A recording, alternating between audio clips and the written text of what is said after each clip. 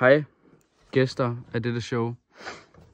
Mig og Jonas står her oppe ved søen, sommerhuset i Kinnarumma, Sverige. Vi har den her vidunderlige øl. Kan lige få lov til at kigge på den. Den her Poppels American Pale Ale, en APA. Ikke en IPA, den er svensk brygget. 5,4%, så det er lidt en stærk øl. Ja, og vi har nogle forskellige kriterier, som jeg har valgt for, hvad vi rater den for. Lad os sige sødme, og så sådan meningsfuldhed. Fordi en øl, den kan sådan, den kan godt sådan smage en lille smule, og så er sådan, nå, okay, den er fin nok. Og så kan den også godt være sådan, jeg har aldrig smagt en øl, der smager sådan her. Så har den meget meningsfuldhed, ikke? Mm. Sådan, hvis du tager en Tuborg Classic, den har ikke særlig meget meningsfuld, fordi den har du smagt rigtig mange gange. Ja. Som det tredje kriterie, det vil Jonas gerne fortælle. Det er bitterhed. Det er sådan, hvordan den ikke lige ligger godt i munden. Mm. Ja. Ja. Og så er det bedst ud af 10 af dem alle tre. Skål! Skål.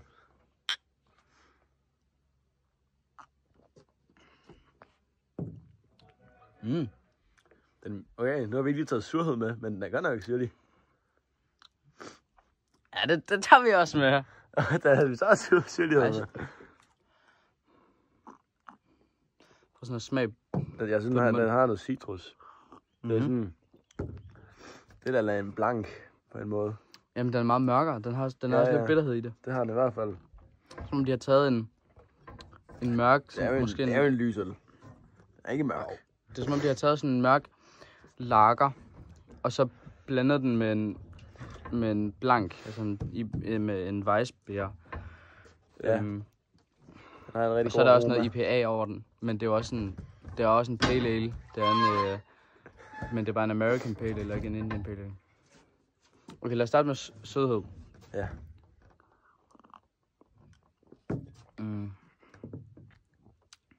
Jeg synes ikke, den er sådan. Ud af 10. Det er sådan. 5 ud af 10 sødhed. Jeg vil sige... Måske 4. Ja, jeg tænker også mere en 4. Jeg giver den 4 ud af 10. Jeg giver den også 4 ud af 10 sødhed. Okay.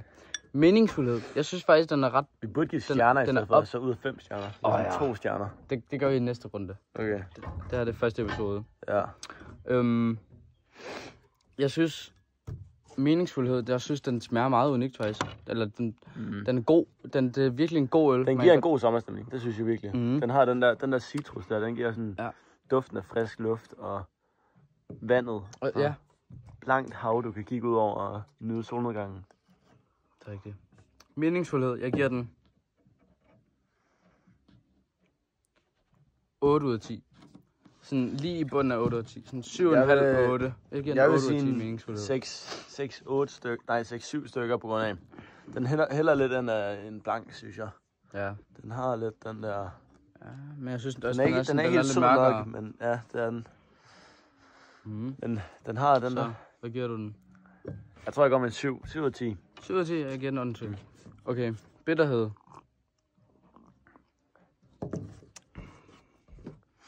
Det er ikke, fordi den er voldsomt bitter. Nej. Jeg tror, jeg siger... Altså... 5,5. Ja, jeg tænkte også sådan 6 stykker. Ja, det var... Den er... 5,5 giver den. Så giver den 6. Ja, det tror jeg. Så skal man jo skåle. Ja, absolut. Sidst, men ikke mindst. Hvor går skålen? Nej. Hvor går bunden? Hvad hedder det? Nej.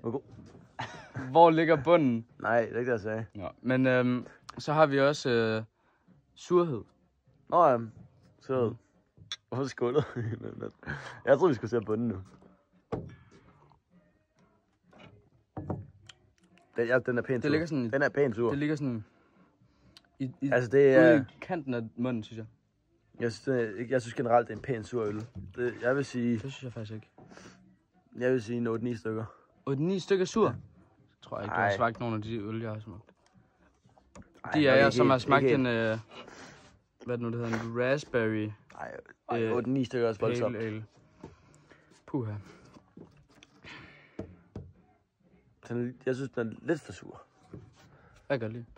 Jeg giver den 6,5 surhed. Nej, så giver jeg den en... Skal jeg godt give den en 8'er. En 8'er? Ja. Mange tak, fordi I ville se med. Ja. Det her, det var første episode.